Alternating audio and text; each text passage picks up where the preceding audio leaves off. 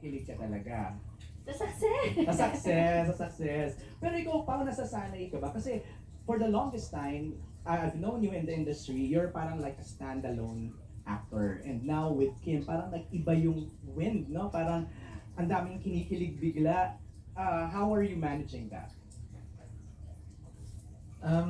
To be honest, hindi kasi ako lumalabas so hindi ko masyadong, hindi ko alam yung demographics or kung paano tinatanggap ng mga tao aside sa mga nagtitweet or nagpo-post sa mga social media platforms.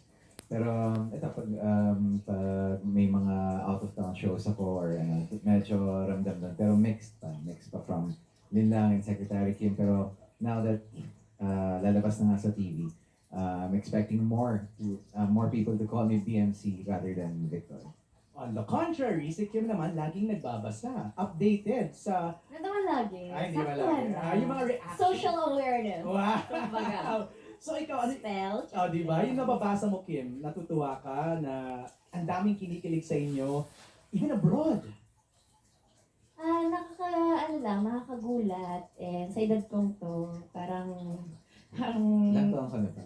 47. Ikaw ba? 48. Yeah!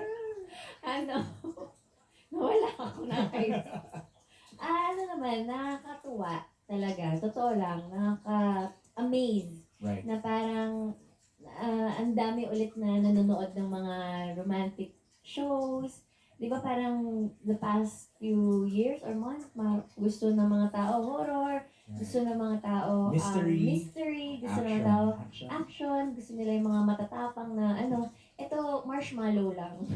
Lambutan lang natin ng konti. Right. Mas kailangan ng mga tao ng gano'n. Yung mga Yes. nakangiti lang sila nang wala namang dahilan. So parang nakakatuwa lang na isa kami sa mga naging dahilan na nagbibigay ng ngiti sa kanila. Seeing your body language, would you say na medyo naging comfortable na talaga kayo sa isa't isa? I think yes, and the role requires it as well to loosen up and be more comfortable with each other. So may pinabagayan rin na mga roles or mga roles like here in Secretary Kim. Kimi? Body language. Yeah. Sabi Parang naman- comfortable na kayo kasi gumaganon ka na sa kanya. Oo naman. Nagsakal ko pa nga. Pero wala naman sa kanya. pero naman, syempre, ilang taon ko na rin nakatrabaho mga isang taon. Isang taon na rin. Right. Last year, January ko siya January no? Last year. Parang na rin. Yun, parang mas nasanay naman na siya sa pag-uugali ko, sa ingay ko. Kanina sa nga, kulitan backstage ko, oo, parang yung kulitan niya nakakatuwa lang. Nawala na lang sa kanya. Wala na siya. Isa lang siyang ganyan lang. Parang poste. Grabe naman. Okay, sinabi mo, Kim, na since January of last year nag-work na kayo, what's the funniest memory so far ng working with each other? Funny, yes? Yeah. Paolo, sandali lang, himayin ko muna. Ang dami ba? Wala. Wala. Kaya pala himayin. Funniest? Funniest kay Paolo. Nagjo-joke siya. Totoo. Nakakatawa. May mga times na hindi pa kami masyadong nag-close, yung Linlang. Okay. Yung bigla na lang niya akong kakausapin. Akala ko kinakausap niya na ako. Yung pala nakikipag-throw lines pala siya sa akin. Oh! Yung mga lines niya na, ano yun? Ay, shucks, hindi ko pa pala naman memorize. Yun ang lagi niyang, yun yung parang simula ng usap namin na binabatuhan niya ako ng linya ng eksena. Nice. Mas marami pa kasi siyang sinasabi sa eksena ngayon sa personal. O, Pao, ikaw naman. Funniest memory with Kim? Parang everyday naman funny si Kim. Parang very energetic siya. So, Mabait ka entrance. oo.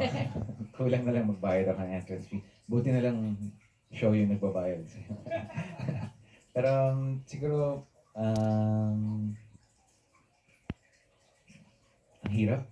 Kasi everyday talaga, Kim's always full of energy everyday. And parang everyday is a different, parang it's a different experience with her when sa set.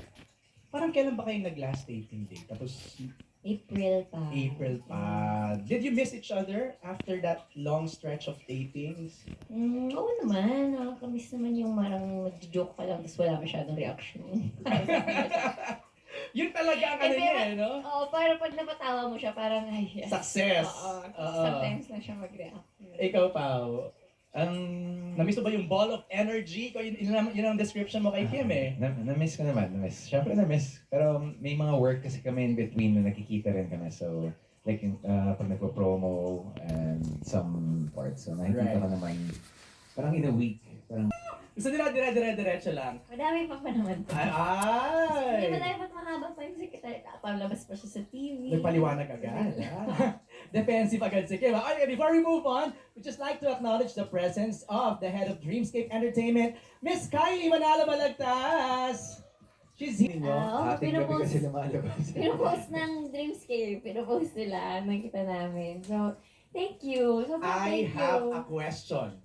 Ano yun? Yung latest episode nyo, Grabe. Alin doon? yung sa parang aparador, sa cabinet, serious, ilang takes yon?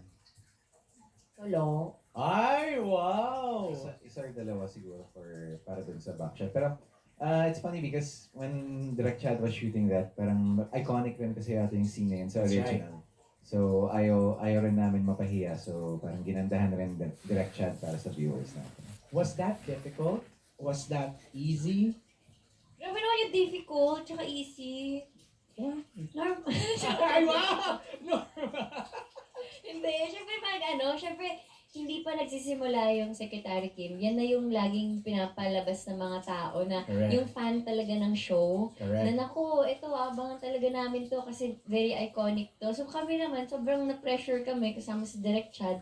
So parang sana hindi natin ma-fail yung mga fans ng Korean Secretary Kim. Sana may ibubuga din yung Philippine version. Wala naman, masaya naman. You wanna add some more, Pao? Yun naman, parang hindi naman finail ni Kim Ano ka naman? Sino ba nagdala ng viewers eksena? natin. Si Kim. Uy, hindi oh. Last ko nang pagdadala yun. Yung next time siya na. Totoo, naghati kami. Sabi, uy, kahati tayo dito sa mga ilang ano na to ha. Dito ako Ngayon, muna. dito ako muna. Akong piloto dito. Sa susunod, ikaw na ha. Siya na po yung next. Abangan niyo ko. Meron. Ay, meron pa daw. Meron pa daw. Siya na po yun. Babangan natin yan. Okay, saan kayo pinaka-proud sa series na to? Doon, charot. Hindi, charot lang. Hindi, charot lang. Ito naman, yung maloko. Jokes are half, man. Saan pinaka-proud? Yes. Sa lahat, sa buong palabas namin. Kahit kami mga staff, kaming actors, sila direct, everyone na involved dito sa show na to, parang nakaka-proud. Parang mahal na mahal ba natin yung show natin? At tayo mismo nagsabi, "Uy, ang galing, ang ganda.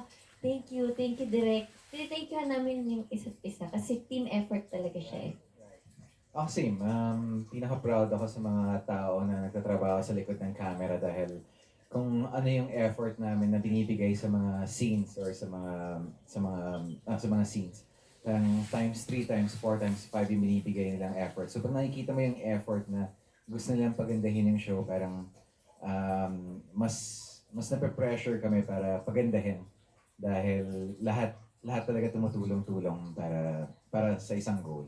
Just like to acknowledge lahat ng team ng What's Wrong with Secretary Kim na nandito ngayon. Again, congratulations sa inyo. At ito na nga, Free TV.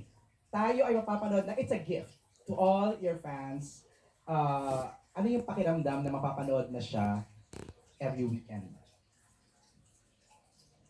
Me, I'm very excited because same with Lin Lang. When it was shown on Amazon Prime, tapos hindi namin in-expect na tatangkilikin pa rin ng ganito when it comes paglabas sa Free TV. And I'm hoping na sana ganun rin sa paglabas ng What's Wrong with Secretary Kim sa Free TV. Na ganun pa rin yung pagtangkilik ng mga tao sa show na to. Kim, you're every day. Siya din naman. Lunch hanggang dinner, tapos hanggang weekend. Ako ay isang solid kapamilya. Ang sarap na ng feeling, Kim, no? Very, of course, very thankful, of course, to my mother network dahil yun nga, yung tiwala na binibigay nila. And sana, hindi maumay yung mga fans sa amin Mondays to Sundays kami. Hindi, sa hindi TV. yan. Konting atsara lang para tanggal umay, pero very thankful kami. And then we're hoping and praying na sana mas marami pang makapanood nito ngayon na nasa Free TV na siya mapapanood sa Kapamilya Channel, A to Z, TV5. So, yun, every weekend. Right. Kumbaga may gigil sa weekdays, may kilig sa weekend. Yes. Yun. And then, nagpapasalamat din kami syempre sa pagsuporta nila sa Linlang. Kasi kahit napanood din nila sa Prime, hanggang ngayon, parang nagigigil pa rin sila talaga. So, very, very thankful. Maraming salamat talaga. Can I officially say this? I don't know how you would react to this, no? Pero ako ang feeling ko lang from someone outside looking in, parang kayo yung breakthrough love team ng 2024. Ano naman yung love team? I know you're kind of allergic to that word or phrase, pero yung pairing nyo, unprecedented na halos lahat Kim Pao ang sinisigaw. Thankful kami sa Dreamscape, of course. Sir Deo, of course, in honor of Sir Deo. So, papasalamat din kami sa mga material na binibigay sa amin. And directors, writers, hindi naman to magiging ganito kaganda kung hindi dahil sa kanila. Pao. Maybe same lang sinabi ni Kim. We're very grateful, of course. Dreamscape gave us 2 different shows that are so different from each other and the roles are so different. So, kahit gabi-gabi niyo po kami napapanood, I'm sure na yung weekdays niyo po ay maiiba sa napapanood niyo sa weekends dahil ayun nga, like sabi ni Kim kanina, from Inis, yung weekends naman are kilig naman. Would you be open to doing a movie just in the future maybe? Are you open to that? Na kasi ang daming fans na nagre-request na aside from napapanood na kayo sa Free TV and then sa View, parang posible kaya? May gagawin niyo, diba? Pinost na. Pinost ni Boss Chris Gazman na may gagawin. Wilma lang, ba't gusto mo ba akong makasama? Tinanong on the spot jackpot. Ayun diba? na, ayun na, jackpot round! Pinost ng Star Cinema. Sa ibang press ko niya. Ayun, pero at least, both of you are Oo open. naman. Ay, hindi ka pa sumagot. I'm open.